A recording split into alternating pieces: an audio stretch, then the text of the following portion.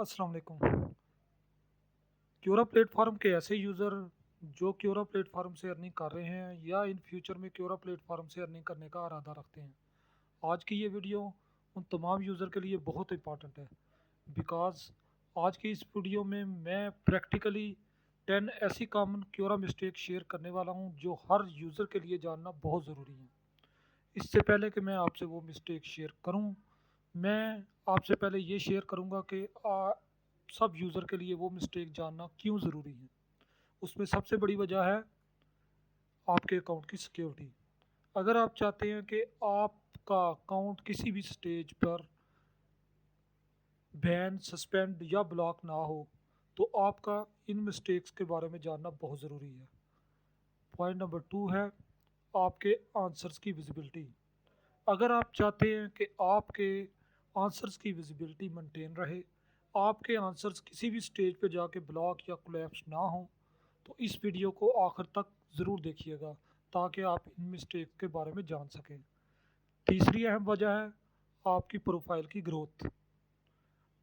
अगर आप इन मिस्टेक्स का ख्याल करते हैं तो आपकी प्रोफाइल की ग्रोथ इंक्रीज़ होती है, आपके आंसर और पोस्ट के व्यूज़ इंक्रीज़ होते हैं, जो आपकी क्योरा अर्निंग में एक अहम किरदार अदा करते हैं। चले देखते हैं वो 10 कॉमन मिस्टेक्स कौन सी हैं। उन कॉमन मिस्टेक्स का जिक्र करने से पहले मैं आप सबको मास्टरमाइंड सॉल्यूशंस के इस प्लेटफॉर्म पर खुशामदीद कहता हूँ।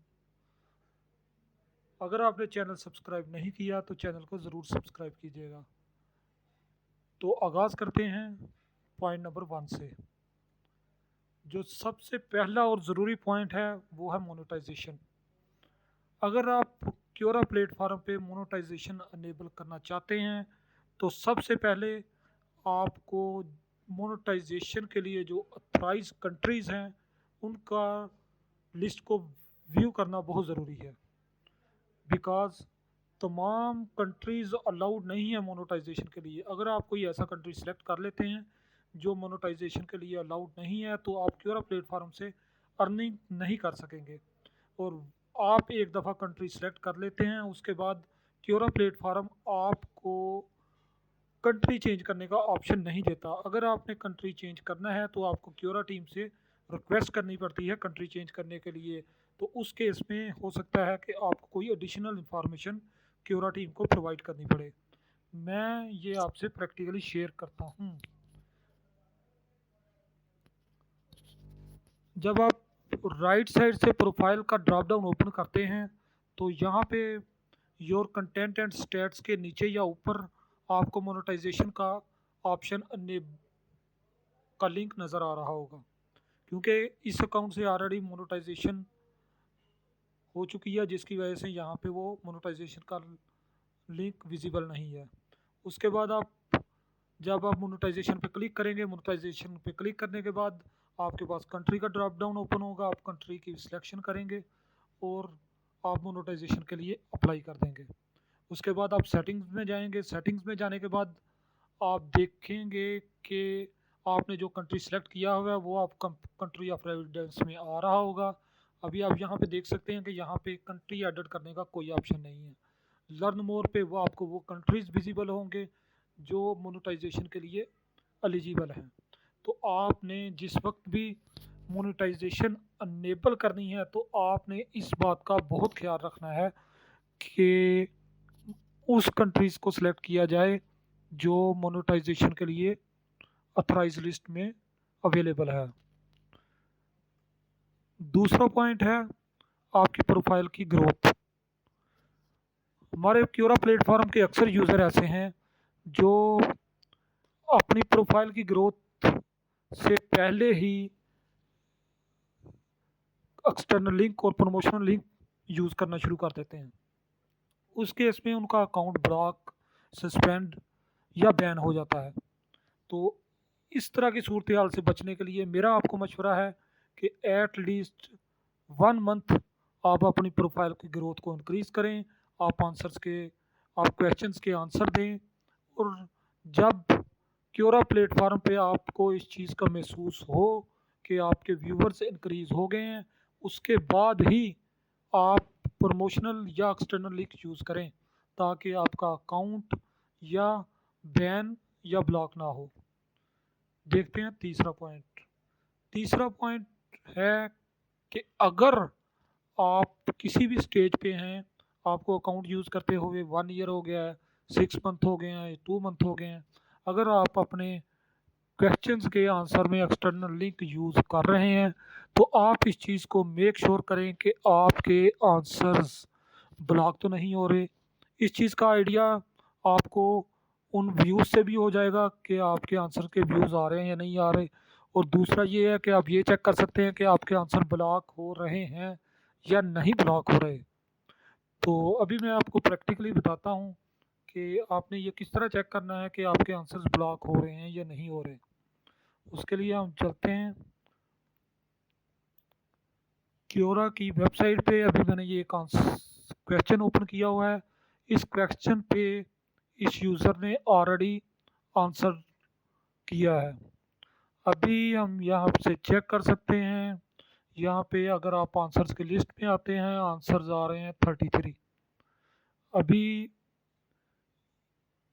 अगर आप इस यूआरएल को कॉपी करके किसी प्राइवेट विंडो में ओपन करते हैं जहाँ पे आपका अपना अकाउंट लॉगिन ना हो, तो आप देख सकते हैं जैसे मैंने ऑलरेडी ये यूआरएल क्वेश्चन यूआरएल ओपन किया हुआ है प्राइवेट विंडो में। अभी मैं ये चेक कर सकता हूँ कि यहाँ पे मेरा आंसर विजिबल है या नहीं। तो वहाँ पे 33 आंसर्स विजिबल मेरे अकाउंट में आ रहे थे। यहाँ पे जिस वक्त आप पब्लिक आते हैं तो आप चेक करते हैं, यहाँ पे आप देख सकते हैं कि आंसर्स की तादाद 32 है। और वो जो आंसर था वो आंसर्स एटलीस्ट 6 अक्टूबर को पोस्ट किया गया था। तो यहाँ पे आप रेसेंट में जाके भी चेक कर सकते हैं। रेसेंट में आप देखेंगे ये लास्ट फ्राइडे को पोस्ट हुआ है आंसर्स। उससे पहले ये 5 अक्टूबर को हुआ है। इट्स मीन्स कि आपका जो 6 अक्टूबर का जो आंसर था वो क्योरा ने ब्लॉक कर दिया है। उस क्योरा के आंसर्स के अंदर प्रमोशनल लिंक यूज़ किए हुए थे और वो कंटिन्यूसली इन अपने प्रमोशनल लिंक आंसर्स में यूज़ कर रहे थे, जिसकी वजह से क्योरा ने उसके आंसर्स ब्लॉक या स्पैम कर दिए। तो क्योरा इस चीज़ के लिए आपको कोई नोटिफिकेशन सेंड नहीं करता कि वो आपके आंसर्स ब्लॉक हो रहे हैं या नहीं हो रहे। आपने इस चीज़ की केयर खुद करनी है। अगर आप एक्सटर्नल लिंक यूज़ कर रहे हैं तो आपने ये चीज़ लाजमी वेरीफाई करनी है कि आपके आंसर्स ब्लॉक तो नहीं हो रहे जिस वक्त आप आंसर पोस्ट करते हैं। पोस्ट करने के बाद आप उसको किसी ब्राउज़र में ओपन करें और वहाँ पे जाके चेक करें कि आपके आंसर्स पब्लिकली रिसेंटली में अवेलेबल हैं या नहीं है। अगर नहीं है तो इसका मतलब है कि वो ब्लॉक हो रहे हैं। तो आप जो टाइम स्पेंड कर रहे हैं आंसर देने के लिए, आप उन आंसर्स को में प्रमोशन लिंक कुछ अरसे के लिए ना यूज़ करें। कुछ अरसे के बाद वो ऑटोमेटिकली आप S without promotional link answers दें।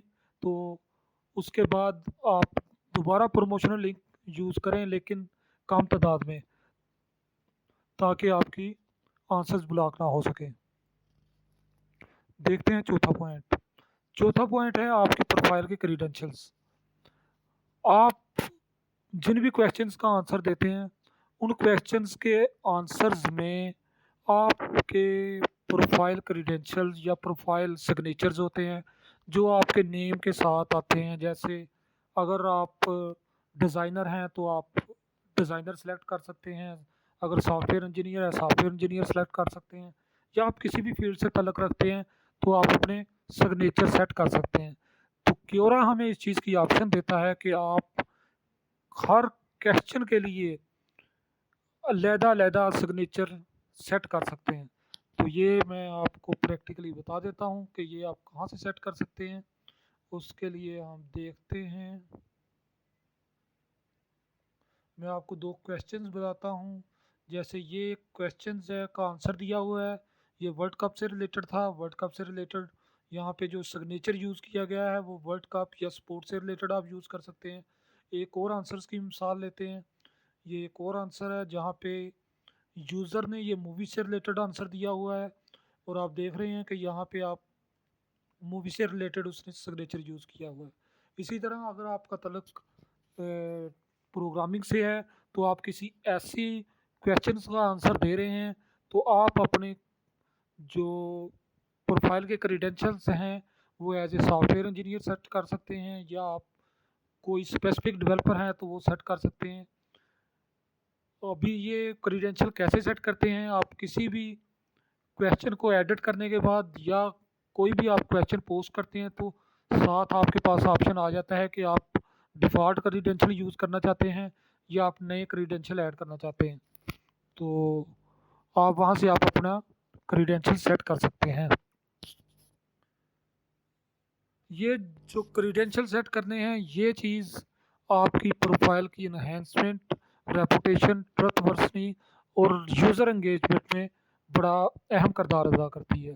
तो आपने जब भी क्वेश्चंस के आंसर देने हैं, आपने कोशिश करनी है कि क्वेश्चन से रिलेटेड सिग्नेचर सेट करना है। चलिए देखते हैं पाँचवा पॉइंट है कि आपने क्वेश्चंस की सिलेक्शन करनी है। आपने किन क्वेश्चंस के आंसर देना है। आपने ऐसा नहीं करना कि जो क्योरा आपको सुगेस्ट कर रहा है आप सिर्फ उन्हीं आंसर्स का जवाब दें, उन्हीं क्वेश्चंस का जवाब दें। आपने इन क्वेश्चंस की सिलेक्शन किस बुनियाद पे करनी है, उसका एक क्राइटेरिया है। इस क्वेश्चन सिलेक्शन का जो क्राइटेरिया है उसके लिए मैं एक सेपरेट वीडियो बनाऊंगा, क्योंकि अगर मैं इस वीडियो में वो शामिल करूंगा तो ये वीडियो काफ़ी लंबी हो जाएगी। तो मैं कोशिश करूंगा इसको एक सेपरेट वीडियो में आपको ये पूरा क्राइटेरिया आपसे शेयर करूं। अगर आपने चैनल को सब्सक्राइब नहीं किया तो इस चैनल को सब्सक्राइब ज़रूर कीजिएगा, ताकि आप वो क्योरा के क्वेश्चन सिलेक्शन का क्राइटेरिया जान सकें। चलते हैं 6 पॉइंट की तरफ। 6 पॉइंट है कि आपने अवर प्रमोशन से अवॉइड करना है। आपने जो आंसर्स दे रहे हैं उसमें आपने बैलेंस्ड अप्रोच रखनी है।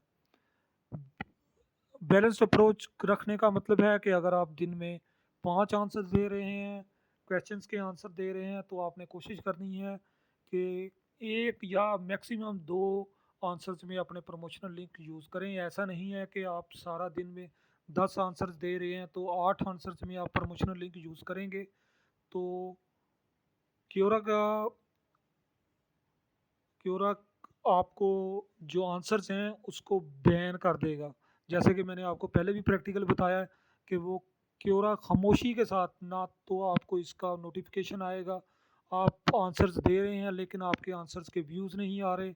उसकी सबसे बड़ी वजह यही है कि क्योरा खामोशी से आपके आंसर्स को स्पैम या ब्लॉक करना शुरू कर देता है, जिसकी वजह से आपको व्यूज़ नहीं मिलते। तो अगर आपके साथ ऐसा सिचुएशन फेस हो तो आपने कोशिश करनी है कि आप एक्सटर्नल और प्रमोशनल लिंक जो आपने आंसर्स में यूज़ कर रहे हैं वो कम से कम करें, और कुछ अरसे के लिए उस वक्त तक ना करें जब तक आपके आंसर्स दोबारा पब्लिकली विजिबल होने शुरू नहीं हो जाते। चलते हैं 7 पॉइंट की तरफ। 7 पॉइंट है आपके आंसर्स की फॉर्मेटिंग। तो आपने आपने जो आंसर्स देने हैं या पोस्ट करने हैं उसके आपने फॉर्मेटिंग का बहुत ख्याल रखना है। वो यूज़र के लिए अट्रैक्टेबल होना चाहिए। जैसे मैं आपसे अभी एक आंसर शेयर करता हूँ। ये ये एक आंसर्स है जिस पे आप देख रहे हैं कि एक कुछ स्पेसिफिक सेंटेंस को बोल्ड किया हुआ है, कुछ को कोट किया हुआ है, और यहाँ पे इमेजेस और टेक्स्ट बड़े फॉर्मेटिंग तरीके से ऐड किया हुआ है। तो जहाँ पे क्योरा प्लेटफॉर्म पे जो आप आंसर दे हैं वहाँ पे बड़ी स्पेसिफिक लिमिट होती है आप फॉर्मेटिंग के लिए।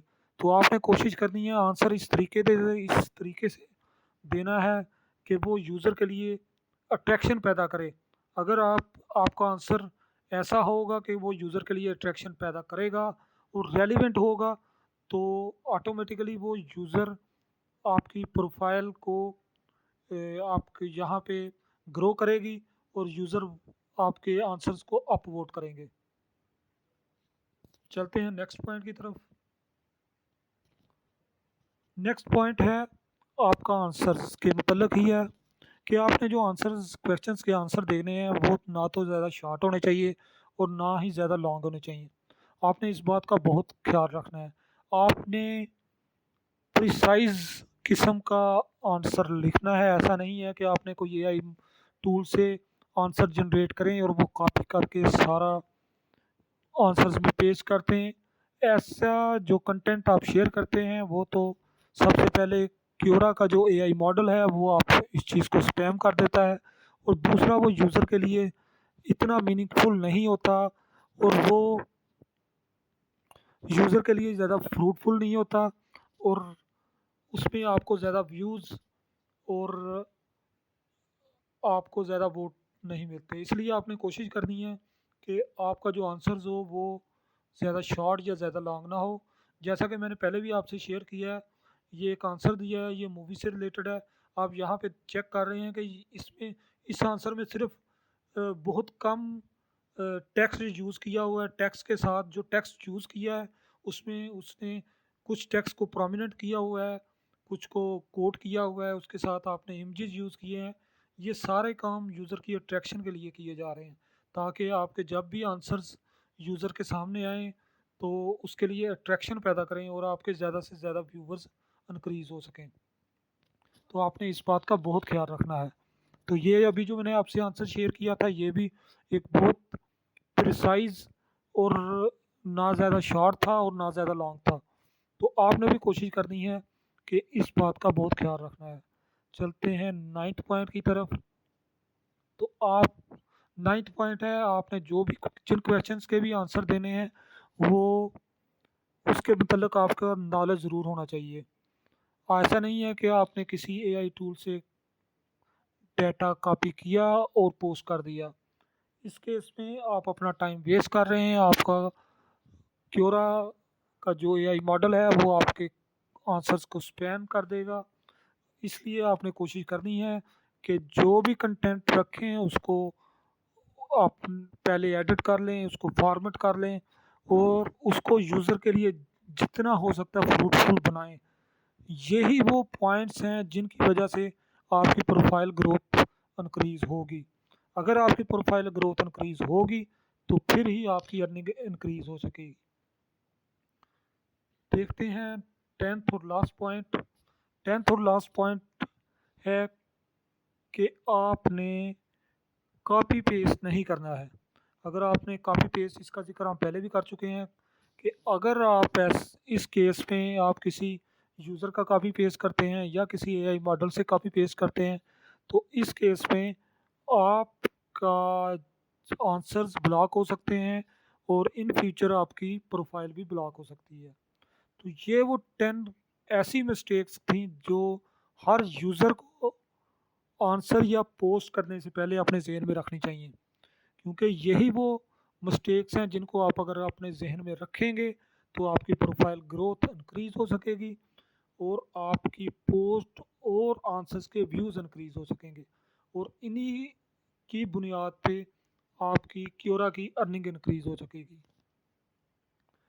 उम्मीद करता हूँ आपको ये वीडियो पसंद आई होगी, और वीडियो के अख्ताम पे मैं आपको दोबारा रिमाइंड कराता चलूँ कि क्योरा के आंसर्स की सिलेक्शन का जो क्राइटेरिया है उसके लिए मैं इन फ्यूचर में वीडियो शेयर करूँगा। तो अगर आपने चैनल सब्सक्राइब नहीं किया तो चैनल को ज़रूर सब्सक्राइब कर लीजिएगा, ताकि मैं वो जिस जिस वक्त भी वो मैं वीडियो अपलोड करूँ तो आपको उसका नोटिफिकेशन रिसीव हो सके। अपना ख्याल रखिएगा। शुक्रिया।